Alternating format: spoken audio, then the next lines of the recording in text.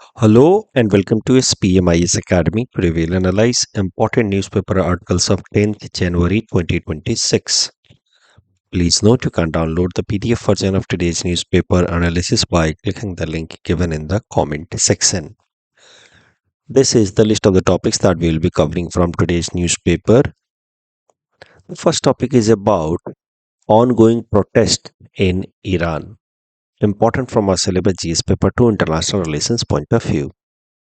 देखिए ईरान के अंदर पिछले कुछ समय से खूब सारा प्रोटेस्ट चल रहा है against their current political regime. दिसंबर महीने में शुरू हुआ प्रोटेस्ट। ये प्रोटेस्ट अब काफ़ी वॉयलेंट हो गया है। उसको सप्रेस करने के लिए फिर जो हाई हैंडेड अप्रोच ले रही है वहाँ की सरकार, वहाँ की एडमिनिस्ट्रेशन, उसमें 30 से भी ज़्यादा लोग मारे जा चुके हैं।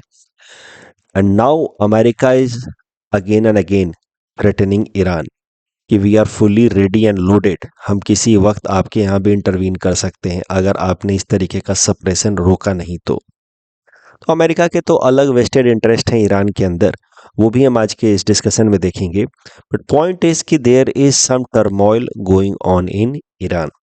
इस टर्मोइल के पीछे सबसे बड़ा कारण है उनकी जो करेंसी है रियाल ईरान की, वो लगातार कमजोर होती जा रही है। अब देखें एक साल में $1 का वैल्यू जो लगभग एक साल पहले 8,17,000 रियाल था, वो अब रियाल कमजोर होकर के $1 का वैल्यू हो गया है 14,80,000 रियाल। तो एक साल में लगभग 2 गुना से भी ज़्यादा कमजोर हो गया है, डेप्रिसिएट हो गया उनका local currency.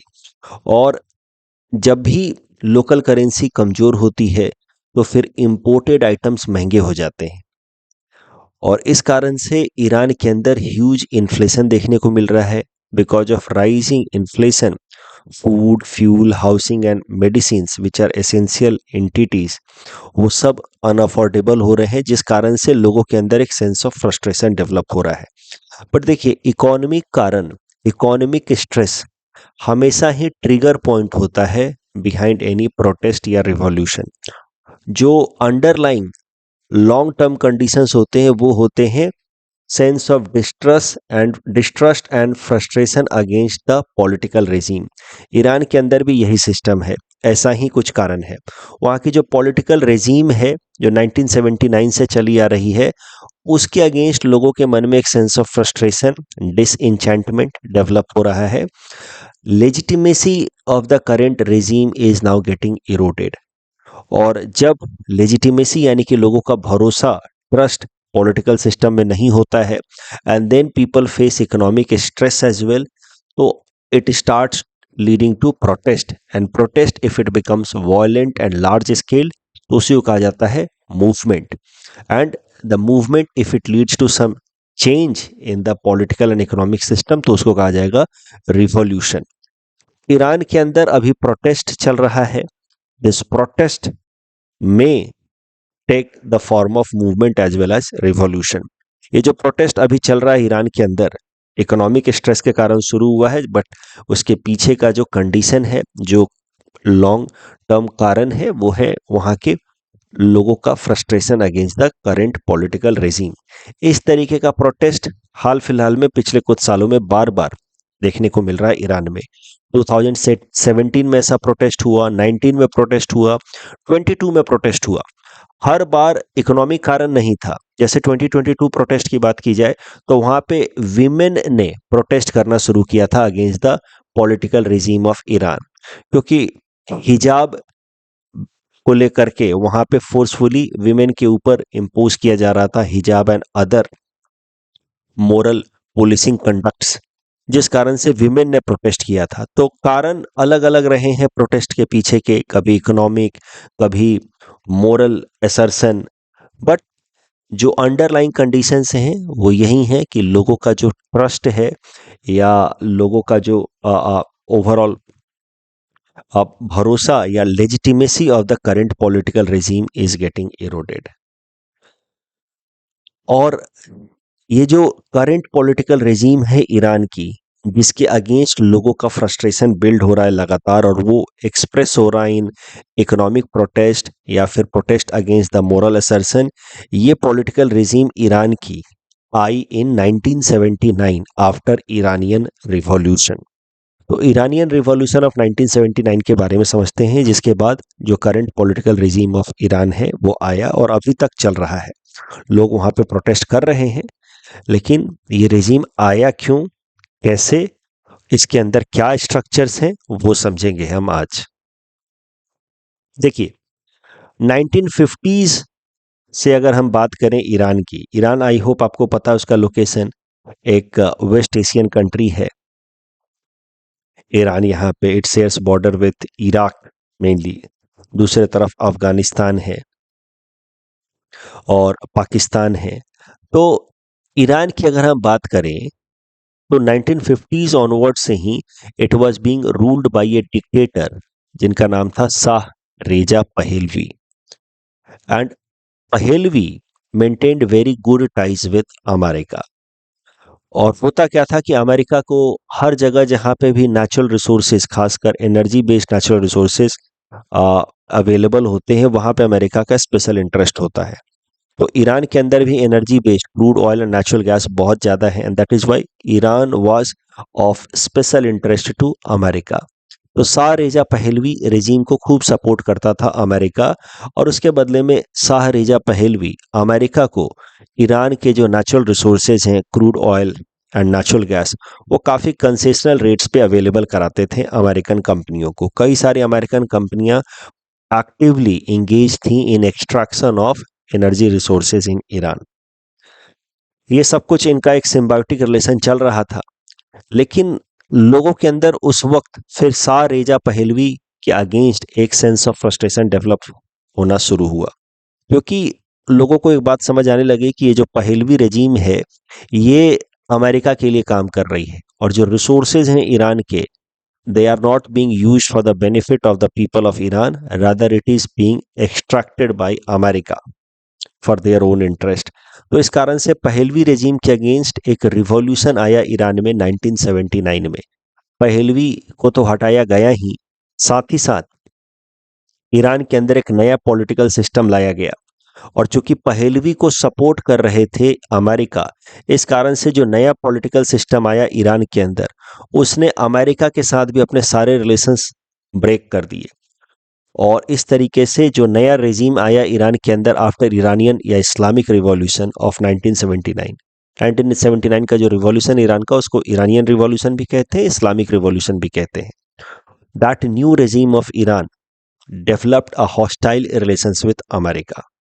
US and Iran के रिलेशंस पूरी तरीके से डेटोरिएट हो गए आफ्टर 1979, और तब से अमेरिका अलग अलग बहानों से ईरान के ऊपर इकोनॉमिक सैंक्शंस लगाता आ रहा है।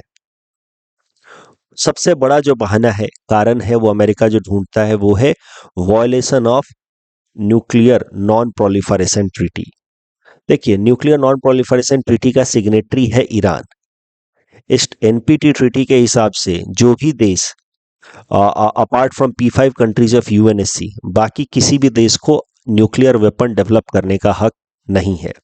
ईरान इस ट्रीटी का सिग्नेटरी है, और ईरान ऑफिशियली कहता है कि we are not developing any nuclear weapon. लेकिन America time to time Iran के ऊपर एलिगेशन लगाता है, आरोप लगाता है कि ईरान न्यूक्लियर वेपन डेवलप कर रहा है, और इस कारण से हम ईरान के ऊपर इकोनॉमिक सैंक्शंस लगाएंगे। आप देखिए, दूसरे तरफ है एक देश इजराइल, जिसने officially formally nuclear weapon develop किया हुआ है, बट इजराइल के साथ हमेशा अच्छे रिलेशंस मेंटेन करता है अमेरिका। और क्या कहता है कि देखिए, इजराइल ने तो कभी एनपीटी साइन ही नहीं किया, तो उसने साइन नहीं किया, इसलिए इसके ऊपर लीगली एनपीटी इम्पोज नहीं होना चाहिए, and that is why Israel ने अगर न्यूक्लियर वेपन डेवलप भी किया है तो कोई गलत काम नहीं किया है। लेकिन ईरान, तुमने एनपीटी साइन किया है, और उसके बावजूद भी मुझे लगता है, ऐसा अमेरिका बार बार कहता है, हमें ऐसा लगता है कि तुम न्यूक्लियर वेपन डेवलप कर रहा है। और इस तरीके से आप देखिए, जो देश न्यूक्लियर वेपन डेवलप कर चुका है ईरान, उसके साथ खूब अच्छे रिलेशंस मेंटेन करता है अमेरिका, और जो देश एनपीटी साइन किए हुए है अपने आप को कमिट किया है as per that international treaty कि हम न्यूक्लियर वेपन डेवलप नहीं करेंगे, उसके ऊपर एलिगेशंस लगा लगा करके फिर अमेरिका उसके ऊपर इकोनॉमिक सैंक्शंस लगाता है और उसकी इकोनॉमी को क्रम्बल कराने की कोशिश करता है। तो ये चल रहा है अमेरिका और ईरान के बीच में सिंस 1979। अमेरिका का मकसद ही है कि ईरान की इकोनॉमी को कमजोर करो, कमजोर करने से वहां के लोगों को जब परेशानी होगी तो जो करंट पॉलिटिकल रिजीम है ईरान का that came after Islamic revolution of 1979, उसके अगेंस्ट लोग प्रोटेस्ट करेंगे, रिवॉल्यूशन करेंगे और उसको हटा देंगे।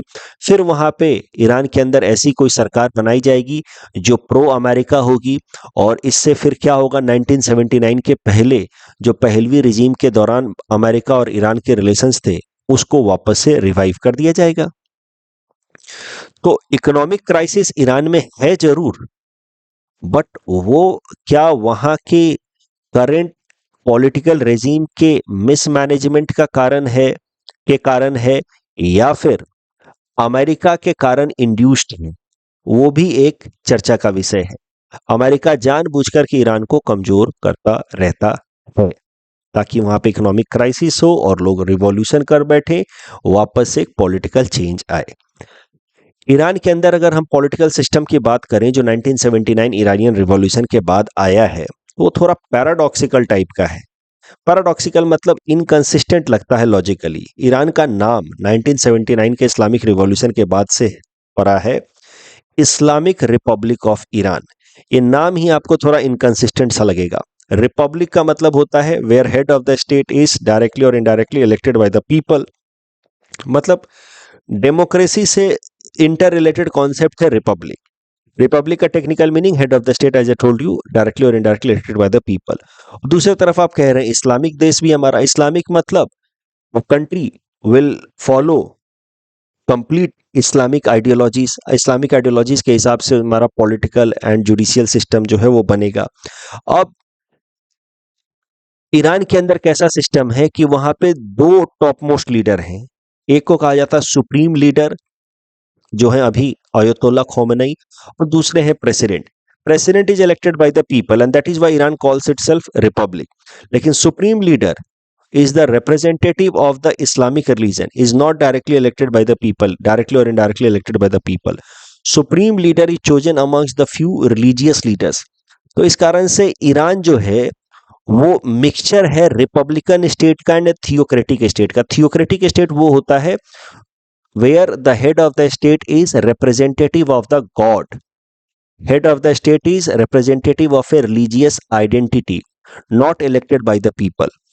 ईरान के अंदर एक तरफ है सुप्रीम लीडर, दूसरे तरफ है president, and supreme leader is representative of religion, Islamic religion and God या अल्लाह, एंड सुप्रीम लीडर के पावर जो है वो प्रेसिडेंट से ज्यादा है। इसी कारण से ईरान के अंदर जो सिस्टम है उसको पैराडॉक्सिकल कहा जा सकता है, इनकंसिस्टेंट कहा जा सकता है, और नाम भी आपको इनकंसिस्टेंट सा दिखेगा। 1979 के बाद से जो ईरान का नाम पड़ा है इस्लामिक रिपब्लिक ऑफ ईरान।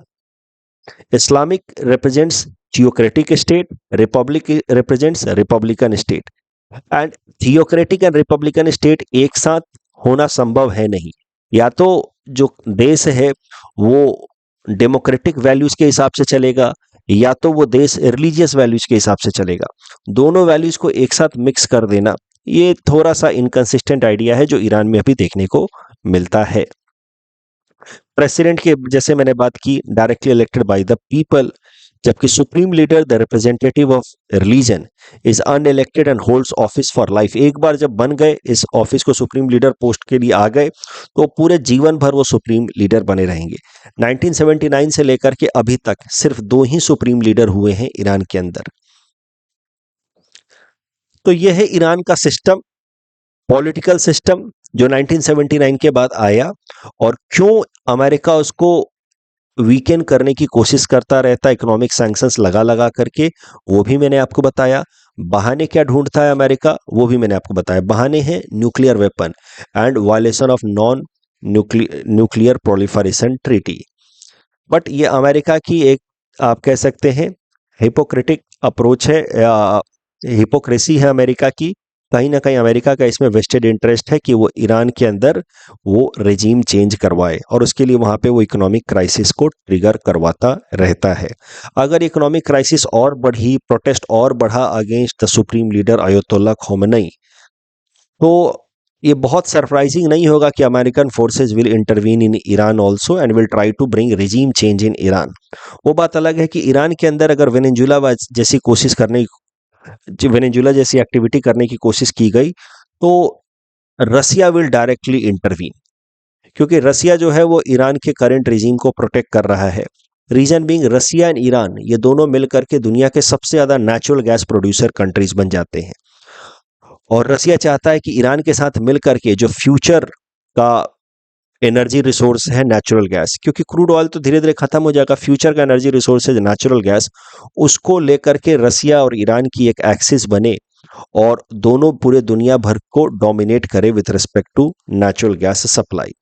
तो अयतुल्ला खोमेनी का जो रेजीम है, यानी कि जो करंट रेजीम है ईरान का, उसको सीधा सीधा सपोर्ट मिल रहा है रसिया से।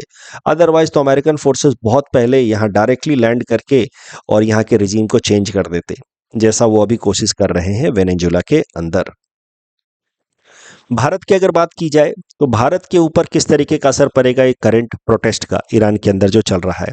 देखिए, ईरान से जो हम नेचुरल रिसोर्सेज इंपोर्ट करते हैं उसमें डिसरप्शन हो सकता है, तो भारत की एनर्जी सिक्योरिटी को खतरा हो सकता है।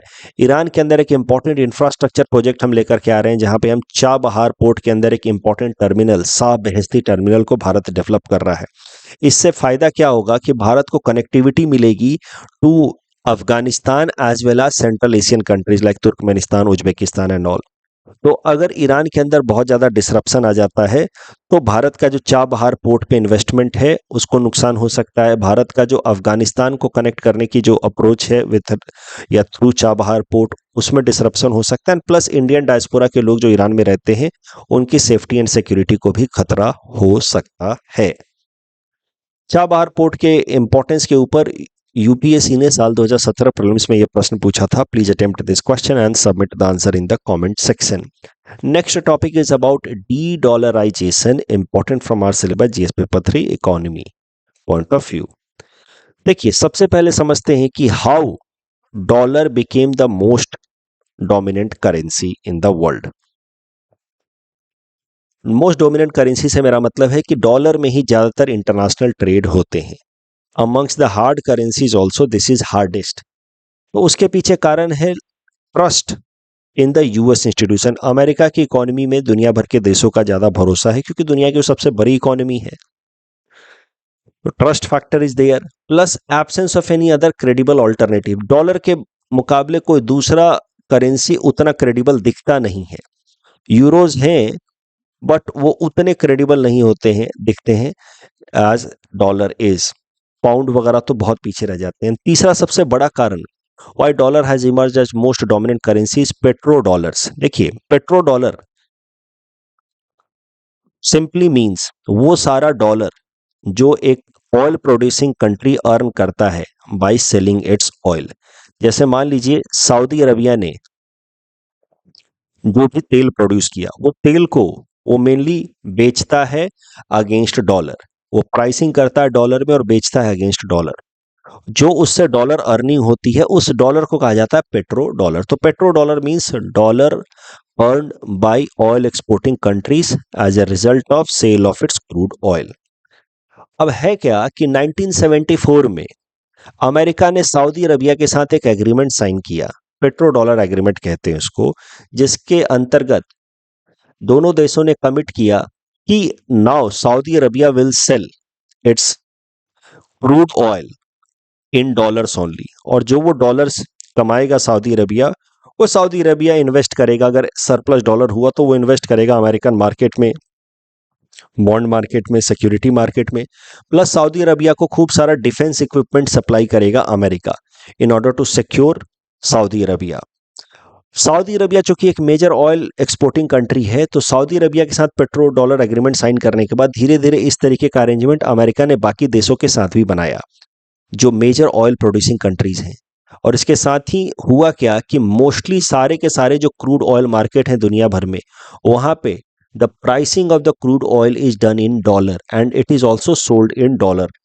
तो इस कारण से पूरे दुनिया भर में आज के टाइम में आप देखोगे ज्यादातर जो इंटरनेशनल क्रूड ऑयल मार्केट है वहां पे petroleum products are sold in dollar, और इस कारण से dollar became the most demanded currency, because दुनिया के ज्यादातर देशों को क्रूड ऑयल इंपोर्ट करना होता है, and crude oil is now priced in dollars, sold in dollar, and that is why dollar became the most demanded currency, and this is how dollar has remained the dominant currency in world economy till now. One of the biggest factor has been petro-dollar arrangement between America and oil exporting countries. अब देखिए साल 2022 के बाद से, देखिए पहले मैंने पहले टॉपिक में आज बताया ईरान के ऊपर बार बार सैंक्शंस लगाता रहता अमेरिका। उसमें मेन एक सैंक्शन क्या लगाता रहा है ईरान के ऊपर कि नहीं तुम हमारे डॉलर में ट्रेड नहीं करोगे, you are not allowed to trade in dollar, क्योंकि डॉलर हमारी करेंसी ऐसा अमेरिका कहता है।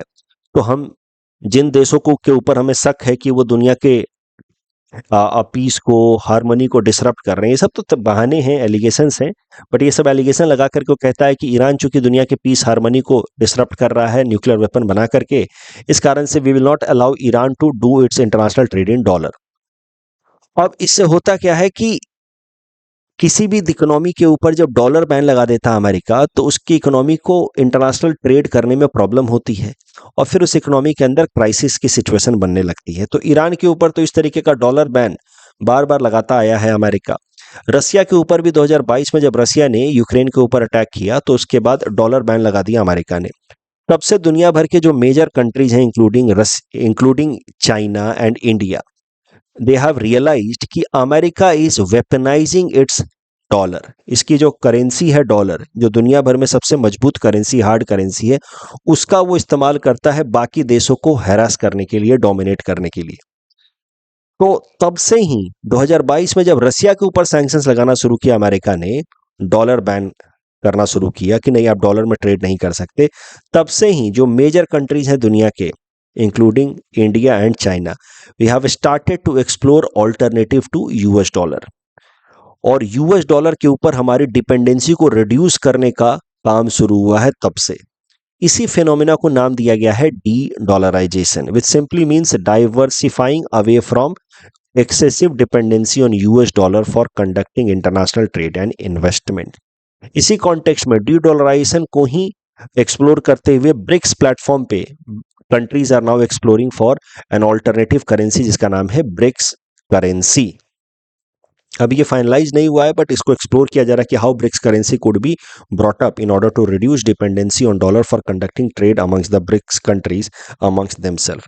अब ये जो आर्टिकल है ये कहता है कि अमेरिका जो हाल फिलहाल में एकदम एब्रप्ट डिसरप्टिव एक्शंस ले रहा है, वेनेजुला के ऊपर इस तरीके का अटैक कर दिया, भारत और जैसे देशों को थ्रेटन कर रहा है कि हम 500% आपके ऊपर, भारत, ब्राजील, चाइना जैसे देशों को थ्रेटन कर रहा है कि 500% टैरिफ लगा देंगे, ये कहीं ना कहीं अमेरिका की एक बौखलाहट है, because of the attempt going on by the world countries in the direction of de dollarisation.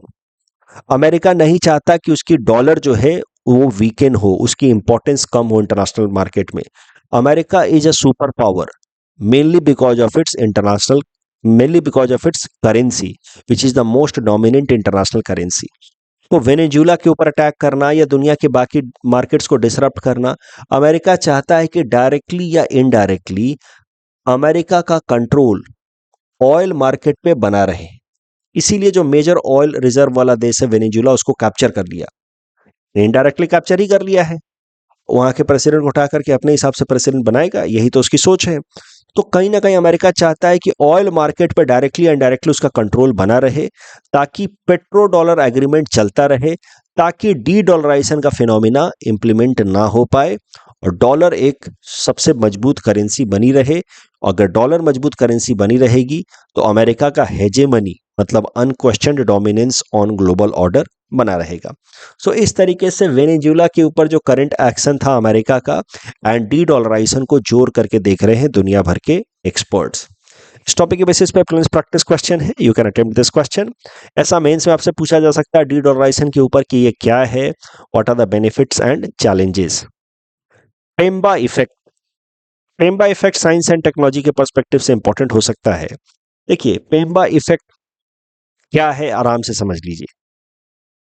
Water के केस में देखा गया है कि hot water can freeze faster than cold water, इसी को कहा गया पेम्बा इफेक्ट। अब ये बड़ा काउंटर इंट्यूटिव फिनोमिना है, मतलब हमें सोच के लगेगा कि cold water should freeze early as compared with hot water, लेकिन होता रियलिटी में उल्टा है।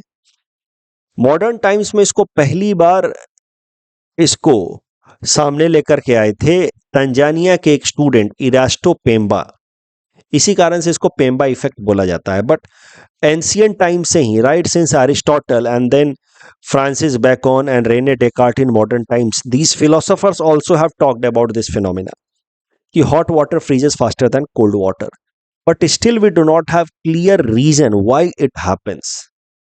अब न्यूज ये है कि साइंटिस्ट जो हैं वो सुपर कंप्यूटर्स का इस्तेमाल कर रहे हैं in order to find the reason why this Mpemba effect is witnessed, but there has been no definite explanation to this so far.